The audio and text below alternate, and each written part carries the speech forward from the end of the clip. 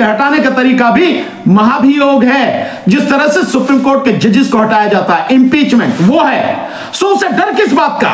कोई डर होना नहीं चाहिए। लेकिन दुर्भाग्य इस बात का है कि कोई व्यक्ति उसको कितना ही प्रोटेक्शन दे लीजिए, पर अगर वो किसी की मानसिक रूप से गुलामी करने में लग जाए तब इलाज क्या है? सो मेरा निवेदन है, मेरी एक सलाह है इलेक्शन कमीशन को, ऐसा न करे। वो किसी व्यक्ति विशेष या सरकार का मातहत नहीं है। वो इस देश के प्रति उसकी जिम्मेदारी है, देश के संविधान के प्रति जिम्मेदारी है। ईमानदारी से अपनी जिम्मेदारी निभाए।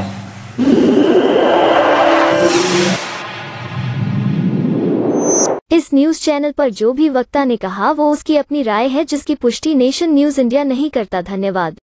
इसमें कोई संदेह नहीं है, उसकी हत्या की जा रही है लगातार। और जहां तक विश्वास की बात है, विश्वास तो कम से कम मैं अगर अपनी बात कहूं तो विश्वास हमारा उसी समय उठ गया था सन 2019 में। क्योंकि 2019 में जिस दिन 23 मई 2019 को 2019 के लोकसभा चुनावों के नतीजे आ रहे थे, गिनती चल रही थी, उसी दौरान जो सूचना सामने आई कि द क्विंट के माध्यम से कि जो इलेक्शन कमीशन की वेबसाइट पर आंकड़े थे, उन आंकड़ों में 373 लोकसभा सीटों पर 8,000 से लेकर 18,000 तक वोटें ज्यादा थी या कम थी। अगर ईवीएम मशीन बिल्कुल ठीक है तो फिर ये आंकड़े इस तरह से कैसे थे? बहुत सीधा सा सवाल है। और इसमें द क्विंट ने एप्लीकेशन डाल के, लेटर डाल के इलेक्शन कमीशन से पूछा। इलेक्शन कमीशन ने उनका जवाब देने की बजाय अपनी वेबसाइट से वो आंकड़े ही हटा दिए। और मैं 2019 की ही बात बता रहा हूं कि 2019 में बागपत लोकसभा सीट से एक हमारे साथी हैं सुभाष कश्यप, वो कैंडिडेट थे, इंडिपेंडेंट कैंडिडेट। उनके अपने बूथ में उनकी अपनी वोट नहीं निकली। मैं मान सकता हूं कि परिवार का कोई व्यक्ति वोट ना दे, लेकिन जो कैंडिडेट है कम से कम वो तो अपने लिए वोट देगा। उसकी भी वोट नहीं निकली। और अभी बहुत रिसेंटली चुनाव हुए हैं, 5 राज्यों के चुनाव, जिसमें आप देखेंगे कि एक विधानसभा क्षेत्र में मध्य प्रदेश में और एक राजस्थान में जो कैंडिडेट हैं उनके अपने वोट अपने बूथ में नहीं निकले।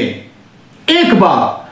दूसरी और जो बात है जो लगातार सामने आ रही है वो ये है कि 2022 का जो उत्तर प्रदेश में चुनाव हुआ विधानसभा का, उन विधानसभा चुनावों में पोस्टल बैलेट की गिनती में 304 विधानसभा सीटों पर समाजवादी पार्टी आगे थी और बीजेपी मात्र 90 सीटों पर। लेकिन जब पूरी गणना होने के बाद में, ईवीएम की गिनती होने के बाद में परिणाम आए हैं, तो आप देखते हैं कि 225 के लगभग सीट जीत के बीजेपी सरकार बना लेती है और समाजवादी पार्टी बिल्कुल 180 डिग्री पे घूम के लगभग 121 सीटों पर सिमट गई। ठीक यही चीज अगर आप देखें तो इस समय जो चुनाव हुए 5 राज्यों में, उनमें मध्य प्रदेश की 230 लोक विधानसभा सीटों पर जब पोस्टल बैलेट की गिनती हो रही है तो 199 सीटों पर वो जो कांग्रेस पार्टी है वो आगे है पोस्टल बैलेट में। और आप इस हिसाब से देखें कि बीजेपी का कहीं अता पता भी नहीं था।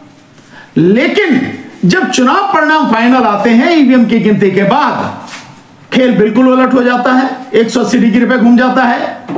बीजेपी को 164 सीटें मिलती हैं और कांग्रेस वो 63 सीटों पर सिमट जाती है। ये सारी की सारी चीजें बिल्कुल इस बात को स्पष्ट करती हैं। मैं आम आदमी की भाषा में बोल रहा हूं, मैं तो इसमें और भी डेप्थ में चीजें जानता हूं, लेकिन आम आदमी की भाषा में मैं स्पष्ट रूप से कहना चाहूंगा कि यही काफी है ईवीएम से चुनाव बंद करने के लिए और ईवीएम की गड़बड़ी को लोगों के सामने लाने के लिए। जी भानु जी, जो इलेक्शन कमीशन विपक्ष को वक्त नहीं दे रहा है मिलने के लिए, विपक्ष ने एक बार लेटर लिखा, फिर दोबारा लेटर लिखा, एक डेलीगेशन गया भी, उसने मिलने का वक्त नहीं दिया, तो आपको क्यों लगता है कि आपको इलेक्शन कमीशन वक्त दे देगा मिलने के लिए, या आपको 50 ईवीएम दे देगा जिसमें आप बाकायदा तौर पर डेमो करके दिखाएं कि इसको हैक किया जा सकता है, इससे छेड़छाड़ की जा सकती है, वो तमाम दावे जो आपकी तरफ से किए जा रहे हैं? क्या आपको लगता है कि हाउस कोर्ट से जब आपका मार्च निकलेगा तो इलेक्शन कमीशन के ऑफिस तक आपको वाकई में जाने दिया जाएगा? आप ज्यादा उम्मीद नहीं रख रहे हैं? हमें उम्मीद बिल्कुल भी नहीं है। आप ज्यादा की बात कर रहे हैं, हमें बिल्कुल भी उम्मीद नहीं है। हमें उम्मीद है कि हमें वहां तक जाने नहीं दिया जाएगा। ईवीएम मशीनें देना तो बहुत दूर की बात है, हम इस बात को बहुत अच्छी तरह से जानते हैं। लेकिन बावजूद उसके इलेक्शन कमीशन की जो हठधर्मिता है, इलेक्शन कमीशन आखिर है क्या? Election commission he is a public servant, जनता का नौकर है वो। उस जनता ने इलेक्शन कराने की ताकत उसके हाथ में दी है संविधान के माध्यम से, अनुच्छेद 324 के माध्यम से। सो उसकी जिम्मेदारी है कि वो फ्री, फेयर एंड ट्रांसपेरेंट यानी स्वतंत्र, निष्पक्ष और चुनाव कराए, ये उसकी जिम्मेदारी है। लेकिन जिस तरह की हठधर्मिता वो इतनी बड़ी पार्टियों से, इंडिया गठबंधन की 28 पार्टियों से मिलने तक का समय नहीं दे रहा। वो जनता की प्रतिनिधि हैं, वो जनता है, उन्हें मिलने का समय नहीं दे रहा। यही इस बात की तरफ संकेत करता है कि कहीं ना कहीं इस सब मामले में बहुत बड़ा घोटाला है। और केवल यही नहीं, आप देखेंगे कि उसकी हठधर्मिता कहां तक है। इलेक्शन कमीशन ने जो सिटीजन कमीशन ऑन इलेक्शन, जिसके ईवीएम और वीवीपैट पे जो है जस्टिस मदन बी लोकुर जो सुप्रीम कोर्ट के जज रहे हैं, जो उस कमीशन के चेयरमैन थे, और 6,500 लोगों ने, 6,500 लोगों ने उस पूरी रिपोर्ट पर जो 11 पेज की है सिग्नेचर करके इलेक्शन कमीशन को दिया, उससे मिलने का समय मांगा। और उससे पहले उस रिपोर्ट को तैयार करते समय उन्होंने इलेक्शन कमीशन के तमाम लोगों को, इंक्लूडिंग इलेक्शन कमिश्नर, सारे उनके टेक्निकल एक्सपर्ट, उनको बुलाया भी कि आप अपना पक्ष में रखिए, आप बताइए अपनी बात। केवल एक व्यक्ति इलेक्शन कमीशन का उसमें जो है शामिल हुआ, बाकी कोई शामिल नहीं हुआ। उसके बावजूद उन लोगों को मिलने का समय नहीं दे रहा। और वो लोग, दे आर नॉट लेमैन, वो आम व्यक्ति नहीं है। सुप्रीम कोर्ट के रिटायर्ड जजेस हैं, हाई कोर्ट के रिटायर्ड जजेस हैं, सीनियर आईएएस ऑफिसर्स हैं, आईपीएस ऑफिसर्स हैं, सेना के जनरल तक, ब्रिगेडियर तक, लेफ्टिनेंट कर्नल तक के लोग हैं, प्रोफेसर्स हैं, समाज सेवक हैं, उसमें सोशल वर्कर हैं उसमें। बावजूद उन्हें मिलने का समय नहीं दे रहा। आखिर क्यों नहीं दे रहा मिलने का समय? क्या जनता की बात सुनना उसका फर्ज नहीं है क्या? तो हम ये सारी चीजें जानते हैं। और ये तो जो प्रोग्राम किया है ये इसीलिए किया है कि जो कह रहा है, क्योंकि 2017 में जो उसने रिपोर्ट दी थी कि ईवीएम हैक के लिए, उसमें उसने कहा कि भाई आप हाथ नहीं लगा सकते, कुछ नहीं कर सकते, आप हैक करके दिखाओ। और उसी में कहा था कि जो जनता है, हम उससे ये चाहते हैं कि अगर कहीं कोई गड़बड़ी है उसकी तरफ हमारा ध्यान आकर्षित कराए, इस लोकतंत्र की रक्षा के लिए वो सजग रहे, जागरूक रहे। इसीलिए जा रहे हैं हम लोग उसके पास में। तो देखते हैं ना कि देते हैं या नहीं देते हैं। हमें मालूम है नहीं देंगे, पर फिर भी अगर देंगे तो जो महमूद भाई ने कहा है, महमूद पराचा साहब ने कहा है, वो करके दिखाएंगे। उसमें क्या दिक्कत है? जी बिल्कुल। लेकिन भानु जी, क्या आप इसको एक बड़ा जन आंदोलन बनाने की तैयारी में है? जंतर मंतर पर आप प्रोटेस्ट करेंगे, क्या ये प्रोटेस्ट फिर देशव्यापी भी होंगे? क्योंकि हमने देखा है कि अगर आप किसी भी चीज में अगर कोई बदलाव लाना चाहते हैं लोकतंत्र में, तो जन आंदोलन जब तक नहीं होता कोई बदलाव नहीं लाया जा सकता। हाल ही का एग्जाम्पल ले रहे हैं अगर हम, तो ट्रक ड्राइवर्स ने आंदोलन किया, 3 दिन में सरकार को झुकना पड़ा। तो क्या, क्योंकि वक्त बहुत कम है आपके पास, और जो लोग इस तरह से सोच रहे हैं उनके पास वक्त बहुत कम है, क्योंकि 3 महीने से भी कम का वक्त बचा है लोकसभा के इलेक्शन में। और एक बार ये इलेक्शन हो गए उसके बाद तो और 400 पार का नारा दिया जा रहा है। अगर वो सब कुछ हो जाता है तो फिर तो आपको पता ही है क्या गया और क्या हो सकता है। नहीं, मुझे मालूम है और आप बिल्कुल सही कह रही हैं कि वक्त बहुत कम है और जन आंदोलन बनाने की जरूरत है। देखिए, हमारी रणनीति पूरी तरह से तैयार है।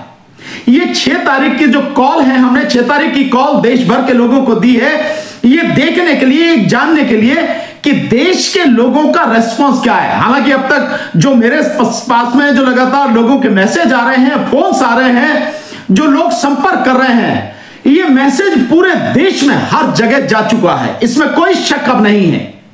सिर्फ इतना है कि जंतर मंतर पर 6 जनवरी को 12 बजे लोगों की उपस्थिति कितनी होगी, दिल्ली में जंतर मंतर पर उपस्थिति जो है वो कितनी होगी, किस तरह से होगी, क्या लोग जो कह रहे हैं, जो मैसेज भेज रहे हैं, उसी ईमानदारी से सड़क पर कंधे से कंधा और कदम से कदम मिलाकर हमारे साथ चलेंगे या नहीं। अगर हम सॉरी अगर हमारे साथ वो चलते हैं कदम से कदम, कंधे से कंधा मिला के, तो आप विश्वास रखिए कि 6 तारीख को ही देश भर में हर जिले में और अन्य प्रदेश जो है, देश भर के जितने भी प्रदेश हैं उनकी राजधानियों में किस तरह से यह आंदोलन होगा और ईवीएम को हटाने तक यह आंदोलन किस तरह से चलेगा, यह 6 तारीख को ही जंतर मंतर पर अनाउंस होगा बाकायदा। जी, तो आपने ये भी कहा, मैं आपका इंटरव्यू देख रही थी जो आपने प्रेस को आप बात कर रहे थे, आपने कहा कि वो 400 नहीं, नरेंद्र मोदी तो 500 पार की भी बात कर सकते हैं क्योंकि ईवीएम उनके पास है। ईवीएम हटा दो तो वो 200 सीटें क्या वो 100 सीटें पर ही सिमट जाए। तो ऐसा आपको क्यों लगता है? क्या आपको लगता है विश्व गुरु की उनकी छवि है, वो तो बहुत बड़े नेता हैं, बड़े बड़े दावे उनकी तरफ से किए जाते हैं। अब राम मंदिर जैसा मुद्दा उनके पास है, अभी पूरे जनवरी के महीने में पूरा इवेंट उनके लिए तैयार है, फिर भी आपको लगता है कि ईवीएम ही उनका आखिरी सहारा है? मैं बहुत स्पष्ट रूप से कह सकता हूं कि आप ईवीएम हटा दीजिए। आप 100 और 200 की बात करें, जो मैंने एग्जैक्ट वर्ड बोला है वो ये बोला है कि 1 सीट पर 1000 मोदी जी बिठा दीजिए आप, और ये चुनाव बैलेट पेपर से करा लीजिए आप। अगर मोदी जी अपनी भी सीट जीत पाए, इसके अलावा बीजेपी 40 सीटें भी पार कर पाए, तो मैं हमेशा के लिए राजनीति छोड़ दूंगा मैडम, अगर बैलेट पेपर से चुनाव होता है तो। सो ये जो चीज है, दूसरी बात ये है मैम कि जिस विश्व गुरु की और जिनकी बात करें आज की तारीख में, नरेंद्र मोदी जी की आप स्पष्ट रूप से और निष्पक्ष रूप से ये सर्वे करा लीजिए, 3% से ज्यादा लोग मोदी जी को पसंद नहीं करते। इवन उनकी पार्टी में भी लोग उनको पसंद नहीं करते, लेकिन पार्टी के लोग भी कहीं ना कहीं गुलामी के जो है शिकार हैं, जो बोल नहीं पा रहे हैं, किसी भी तरह का विरोध नहीं कर पा रहे हैं। और जो 500 की पार आप कह रहे हैं, बाकायदा उन्होंने कहा है 5 राज्यों के चुनाव के बाद जब बीजेपी के ऑफिस में मीटिंग हुई है, मोदी जी वहां पर आए हैं, तो मोदी जी ने बाकायदा कहा है कि इस बार सभी सीटें जीतेंगे। इसका क्या मतलब है? सभी सीटों का मतलब है लोकसभा चुनाव सामने है, तो लोकसभा की 543 सीटें हैं। ये उनका जो है इशारा है, ये लक्ष्य है। और मैं कह रहा हूं अगर ईवीएम रहेगी तो निश्चित रूप से वो जीतेंगे, और अगर ईवीएम हट जाएगी तो फिर कह रहा हूं मोदी जी 40 सीटें जीत नहीं पाएंगे। जी, लेकिन भानु जी अगर ईवीएम से ही चुनाव होते हैं, क्योंकि जिसकी उम्मीद अभी तो बहुत ज्यादा लग रही है, ऐसा तो लग नहीं रहा है कि चुनाव आयोग इस तरह के किसी भी उसमें है कि वो आपको टाइम दे, विपक्ष को टाइम दे या आप जैसे लोगों को टाइम दे और उसमें कोई बदलाव किया जा सके। और जाहिर सी बात है कि अभी सारी संस्थाएं जो हैं वो किसकी कठपुतली बनी हुई हैं वो भी सबको पता है, किस पार्टी की बनी हुई है। अगर ईवीएम से ही चुनाव होता है 2024 का, तो फिर आपके क्या डर है आगे और क्या क्या हो सकता है? नहीं, डर बिल्कुल स्पष्ट है, ये देश पूरी तरह से तबाह हो जाएगा। मैं यही शब्द यूज कर रहा हूं, ये देश पूरी तरह से तबाह हो जाएगा। अगर ईवीएम से चुनाव होता है तो निश्चित रूप से मोदी सरकार ही सत्ता में वापस आएगी, उन्हें कोई नहीं हरा पाएगा। और जितनी भी सीटें वो कह रहे हैं उतनी सीटें वो जीत के लाएंगे, चाहे 405 के पार हो या सभी सीटों की बात हो, निश्चित रूप से यही होना है अगर चुनाव ईवीएम से होता है तो। और अगर चुनाव बैलेट पेपर से होता है तो बिल्कुल खेल उल्टा होगा। और अगर मोदी जी दोबारा आ जाते हैं तो आप लिख लीजिए क्या क्या होगा। नंबर 1, इस देश का संविधान खत्म होगा और मनुस्मृति पर आधारित संविधान जो उन्होंने तैयार कर रखा है वो संविधान लागू होगा। और इसके अलावा इस देश में लोकतंत्र खत्म हो जाएगा, राजतंत्र स्थापित होगा और केवल मोदी जी राजा होंगे। और मैं यही नहीं कह रहा मैडम, आज मैं कोर्ट जा रहा था तो आप देखेंगे कि शास्त्री पार्क के पास में, यमुना से पहले है ना जब हम 30,000 कोर्ट की तरफ जाते हैं, सो शास्त्री पार्क के सामने एक बहुत बड़ा होर्डिंग लगा हुआ था।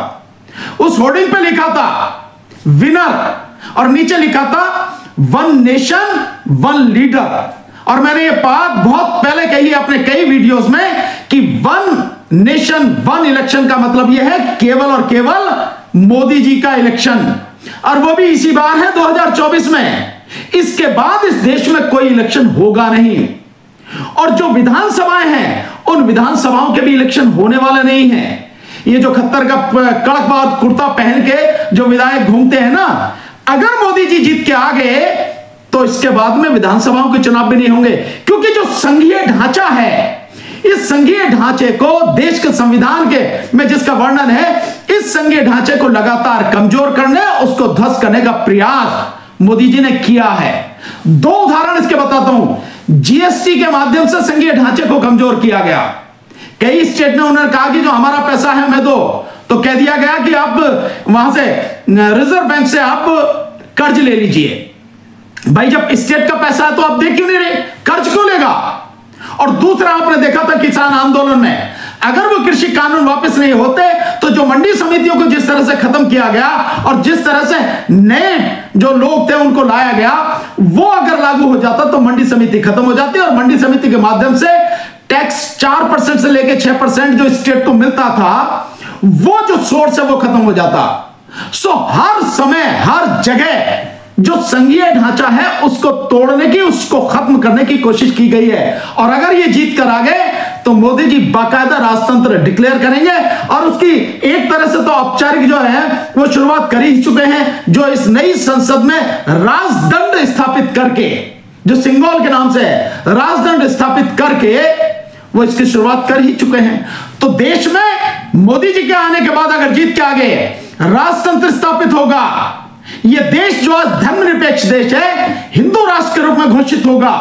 इस देश में कोई चुनाव नहीं होगा आगे, और इस देश में लोकतंत्र खत्म हो जाएगा, संविधान खत्म हो जाएगा। और राजतंत्र हमेशा थानों से चलता है, अदालतों से नहीं चलता। तो फिर कह रहा हूं कि जितने वकील हैं, ये जब अदालतों की जरूरत नहीं है तो जजों की क्या जरूरत है और वकीलों की क्या जरूरत है। सभी वकीलों के कोर्ट भी खूंटी पर टंग जाएंगे, बचना कुछ नहीं है मैम। उसके बाद ये सारी चीजें होंगी।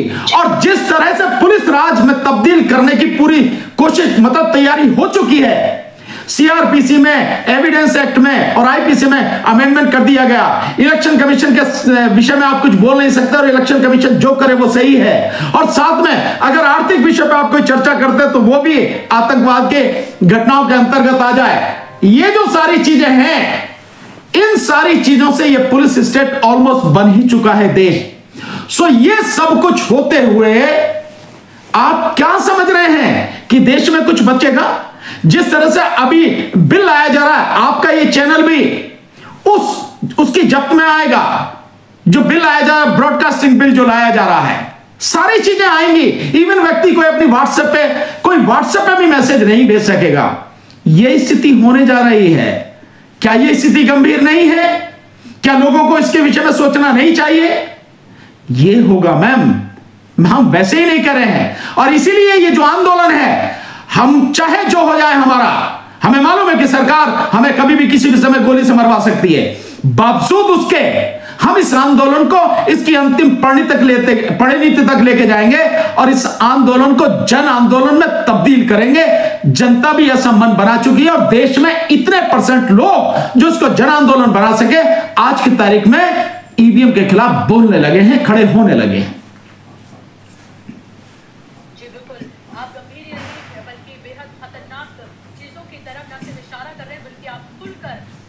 अगर आप कुछ कह नहीं सकते थे, जो तमाम बातें अभी आपने कही है भानु जी, और ऐसे वक्त में आप ये तमाम बातें कह रहे हैं जहां पर जबान खोलने पर, लब खोलने पर जेलों में लोगों को डाल दिया जाता हो, और आप उस वक्त हिम्मत की बात यहाँ पर कह रहे हैं। जाहिर सी बात है, आपको भी सब कुछ पता है कि कुछ भी कभी भी आपके साथ भी हो सकता है, जिसकी बात आप कह भी रहे हैं। क्या आपको ये भी लगता है अभी इंडिया गठबंधन के नाम पर 28 दल इकट्ठा हुए हैं, वो लड़ रहे हैं?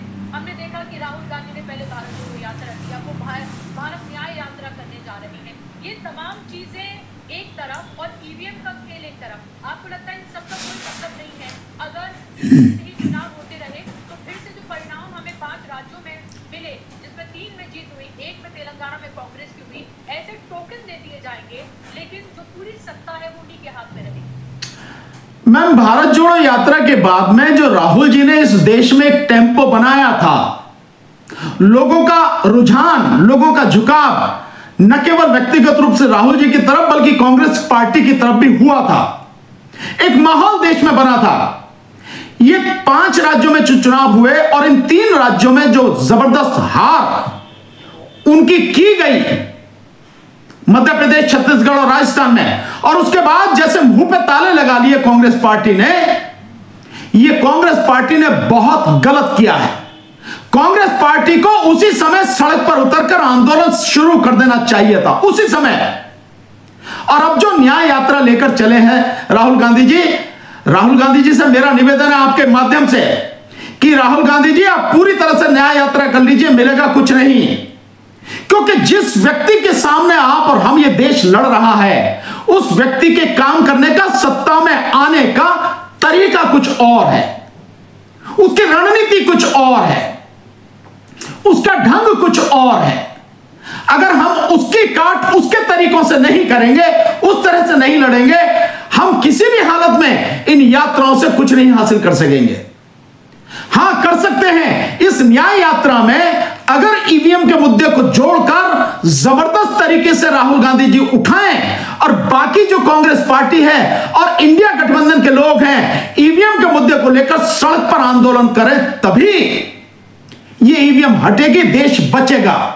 अन्यथा आप ये यात्रा करते रहिए, आप यात्रा करते रहिए, वो ईवीएम की सेटिंग का काम करते रहेंगे और उसके बाद रिजल्ट आएगा, आप जो की तो रह जाएंगे, देखते रह जाएंगे। और एक बार रिजल्ट घोषित होने के बाद कुछ नहीं होता इस देश में, हम सब इस बात के गवाह हैं। सो मेरा आपसे निवेदन है, और कांग्रेस पार्टी को तो इस बात से भी समझना चाहिए कि कांग्रेस पार्टी के एक वरिष्ठ नेता, पूर्व प्रधानमंत्री राजीव गांधी जी के तकनीकी सलाहकार, जो इस देश में संचार क्रांति के, इंफॉर्मेशन टेक्नोलॉजी के और कंप्यूटर को लाने के लिए सबसे बड़े एक जिम्मेदार व्यक्ति हैं, उन्होंने कांग्रेस से कहा है कि कांग्रेस को और विपक्षी पार्टियों को ईवीएम को लेकर आंदोलन करना चाहिए, सड़क पर आंदोलन करना चाहिए और इसको लेकर बहिष्कार करना चाहिए इलेक्शन का। बावजूद उसके उन्हें समझ में नहीं आ रही है। सो मेरा भी यही कहना है कि कांग्रेस पार्टी को, सभी विपक्षी पार्टियों को, चाहे वो टीएमसी हो, चाहे वो आरजेडी हो, चाहे जेडीयू हो, चाहे आपके समाजवादी पार्टी हो, चाहे आपके नीचे जो स्टालिन डीएम के पार्टी हो, कोई भी पार्टी हो, इंडिया गठबंधन की तमाम 28 पार्टियों को ईवीएम के मसले को लेकर सड़क पर आंदोलन करना पड़ेगा, तभी ईवीएम हटेगी, अन्यथा ईवीएम हटेगी नहीं।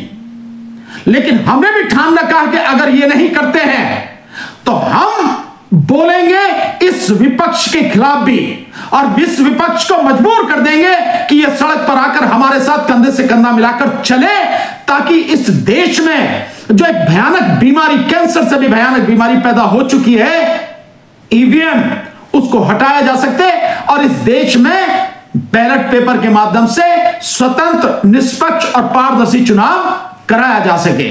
और अगर देश में इन्होंने, विपक्षी पार्टियों ने सड़क पर आंदोलन नहीं किया और देश तबाह हुआ, तो ये सारी की सारी विपक्षी पार्टियां देश की तबाही के लिए जिम्मेदार होंगी, कोई और नहीं, ये जिम्मेदार होंगी। क्योंकि बड़े विद्वानों ने कहा भी है कि अत्याचारी का अत्याचार जितना घातक होता है, उससे कहीं ज्यादा घातक होता है अच्छे लोगों की चुप्पी।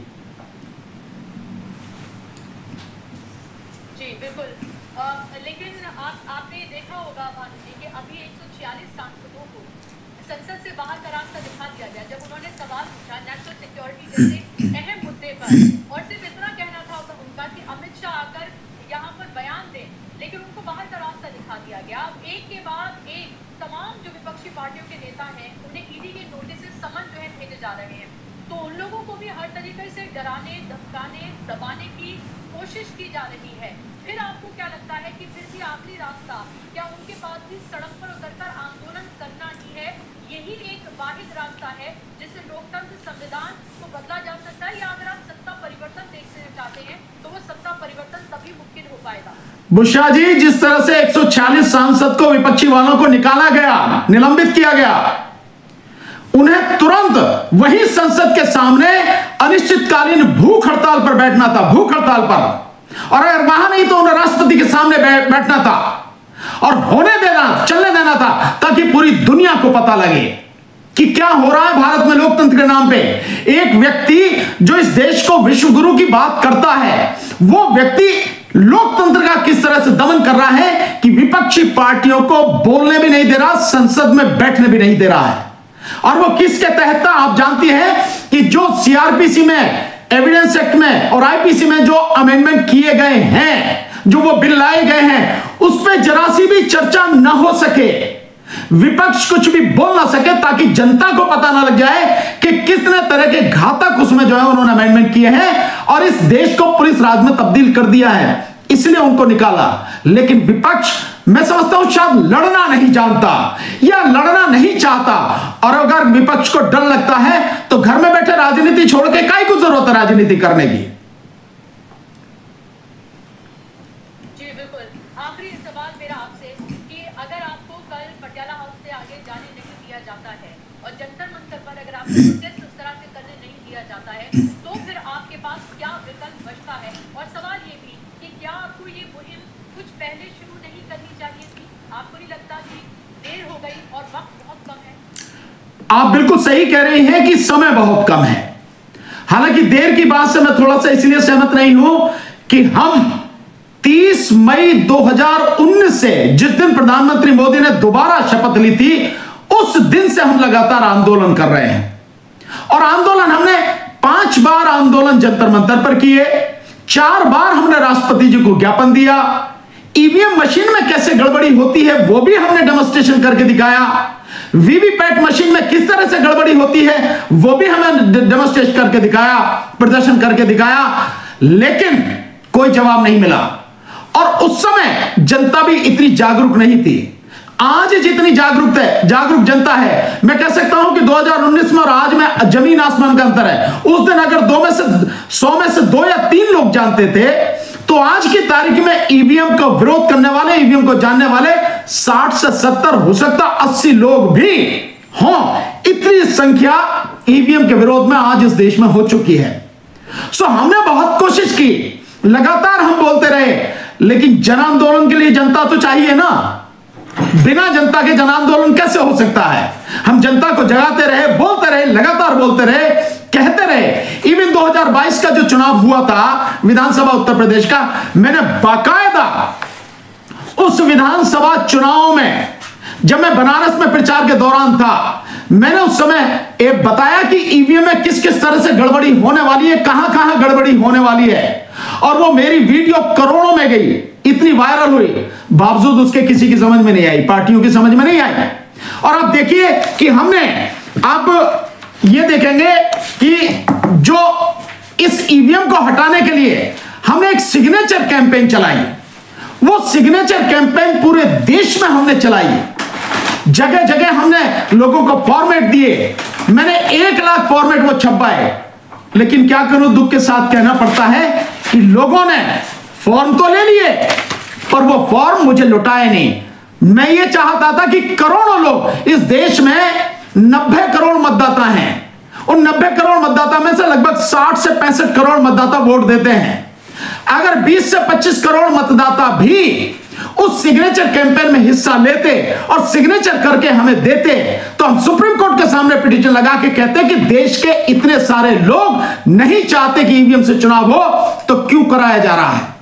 एक व्यक्ति की भी आवाज का महत्व है, उसके भी वोट का महत्व है, लेकिन जब करोड़ों लोग कहें तो उनकी बात क्यों नहीं सुनी जाए। अफसोस, इस देश की जनता भी सोई हुई थी। इस देश की जनता भी जब तक उसे पकड़ के अच्छी तरह से झकझोर के जगाओ नहीं, वो भी जगती नहीं है। बिल्कुल इस तरह से बैठी रहती है कि जैसे बिल्ली आ रही है और कबूतर आंख बंद करके बैठा रहता है। वो सोचता है कि ये चली जाएगी, लेकिन चल जाती नहीं, वो मार के खा जाती है। यही स्थिति। मैं वो फॉर्म दिखाता हूं आपको, ये देखिए, ये फॉर्म है, ये फॉर्म है। आप इसमें देखेंगे बाकायदा मैंने दिखाया हिंदी और इंग्लिश दोनों में। और इस फॉर्म में सामने की तरफ और पीछे की तरफ 25 वोटर्स के, 25 मतदाताओं के सिग्नेचर होने थे।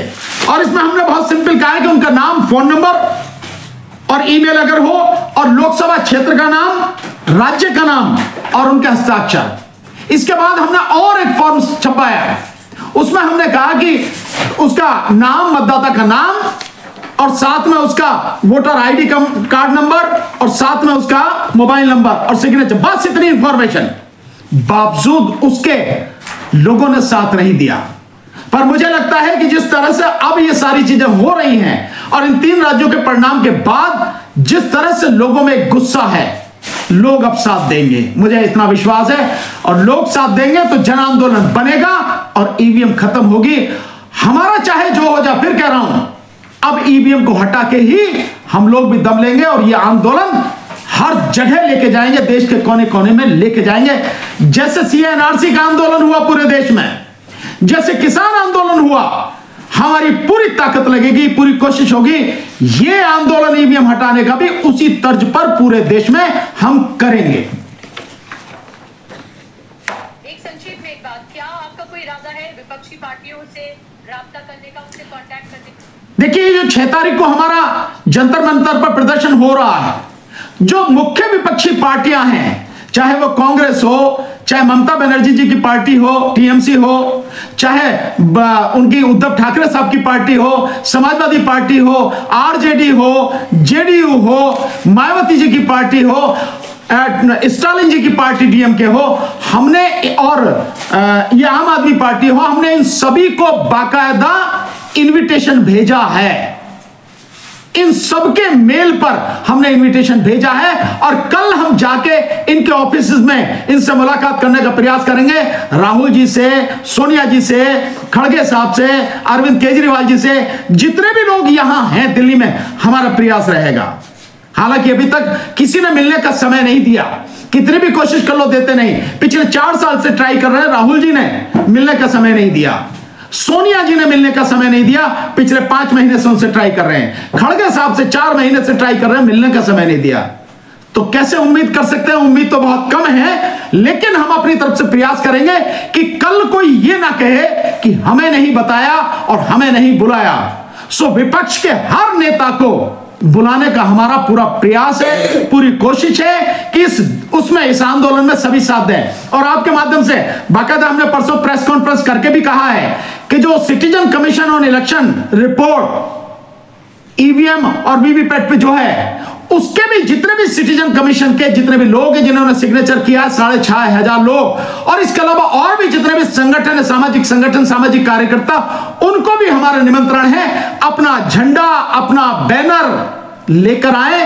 लेकिन ये लड़ाई सबकी है, सब मिलकर एक साथ चल के इस ईवीएम नामक बीमारी को, जिसने देश को तबाह करने में बहुत बड़ी भूमिका निभाई है, जो कैंसर की तरह देश को, भारत को खाई जा रही है, इसको खत्म करने के लिए हमारा साथ दें, कंधे से कंधा मिलाकर चलें। और इसीलिए ये जो आंदोलन होगा हमारा जंतर मंतर पर, 6 जून को जो आंदोलन होगा, 6 जनवरी को, परसों जो आंदोलन होगा 12 बजे, वो आंदोलन हमने जो कर रहे हैं, ईवीएम हटाओ संयुक्त मोर्चा, ईवीएम हटाओ संयुक्त मोर्चा, इसके बैनर तले हो रहा है। और मैं आपको एक सूचना देना चाहता हूं कि मध्य प्रदेश से, विशेषकर कुछ उत्तर प्रदेश से जो छोटी मोटी पार्टियां हैं, तकरीबन 26 से 27 पार्टियां अब तक हमारे साथ जुड़ चुकी हैं। तकरीबन 50 के लगभग सामाजिक संगठन भी जुड़ चुके हैं। कांग्रेस पार्टी बेशक नहीं अभी आ रही, लेकिन कांग्रेस पार्टी के बहुत बड़ी संख्या में कार्यकर्ता भी हमारे साथ जुड़ चुके हैं।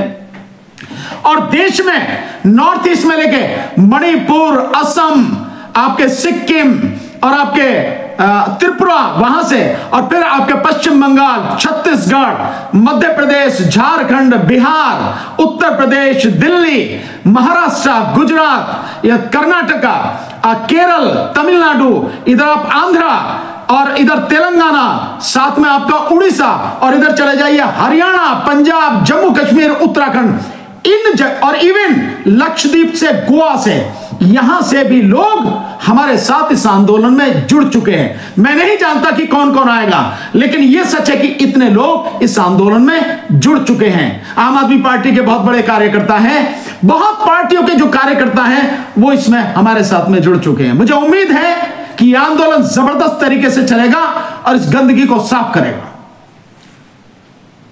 जी बिल्कुल, और कल का और परसों का दिन दोनों ही बेहद महत्वपूर्ण। कल देखना होगा पटियाला हाउस कोर्ट से जब आप इलेक्शन कमीशन के ऑफिस, जब आप पैदल मार्च करेंगे तो कितना आपको सपोर्ट मिलता है और क्या आपको करने दिया जाता है या नहीं। और 6 तारीख को जंतर मंतर पर 12 बजे जो आपका पूरा आंदोलन है, जहां आपने कहा कि बड़ा सपोर्ट है, कितनी बड़ी तादाद में लोग आते हैं, ये भी देखना बेहद महत्वपूर्ण है, क्योंकि लड़ाई जैसा आपने कहा लोकतंत्र के निर्माण को बचाने की है और ईवीएम को हटाने की है। बहुत शुक्रिया भानु जी। बुशा जी, मैं एक बात और कहना चाहता हूं, मुझे थोड़ा सा अनुमति दें कि इलेक्शन कमीशन मोदी जी की तरह तानाशाह न बने। यह मेरी सलाह है इलेक्शन कमीशन को। वो पब्लिक सर्वेंट है, पब्लिक का नौकर है, जनता का नौकर है। उसकी जिम्मेदारी है कि लोगों की बात सुने और सुनकर उनकी समस्याओं का समाधान करे। जो citizen commission on election report ने जो दी है रिपोर्ट, उसमें बहुत जबरदस्त तरीके से रिसर्च करने के बाद, बहुत सबूतों के बाद, फैक्ट के बाद वो रिपोर्ट दी है। इलेक्शन कमीशन को उसे सुनना चाहिए। इलेक्शन कमीशन को किसी का डर नहीं होना चाहिए। अनुच्छेद 324 में बेशक सरकार नियुक्त करती है इलेक्शन कमीशन को, लेकिन अनुच्छेद 24 सब अनुच्छेद 5, अनुच्छेद 324 सब अनुच्छेद 5 उसका जो है, उसमें बाकायदा प्रोटेक्शन है इलेक्शन कमीशन को कि अपने टेन्योर में जब तक इलेक्शन कमीशन नियुक्त होता है और तब तक रहेगा, उसकी ना पे कम हो सकती है, ना सुविधाएं कम हो सकती है, ना उसे हटाया जा सकता। उसके हटाने का तरीका भी महाभियोग है। जिस तरह से सुप्रीम कोर्ट के जजेस को हटाया जाता है, इंपीचमेंट, वो है। सो उसे डर किस बात का? कोई डर होना नहीं चाहिए। लेकिन दुर्भाग्य इस बात का है कि कोई व्यक्ति उसको कितना ही प्रोटेक्शन दे लीजिए, पर अगर वो किसी की मानसिक रूप से गुलामी करने में लग जाए, तब इलाज क्या है? सो मेरा निवेदन है, मेरी एक सलाह है इलेक्शन कमीशन को, ऐसा न करे। वो किसी व्यक्ति विशेष या सरकार का मातहत नहीं है। वो इस देश के प्रति उसकी जिम्मेदारी है, देश के संविधान के प्रति जिम्मेदारी है। ईमानदारी से अपनी जिम्मेदारी निभाए।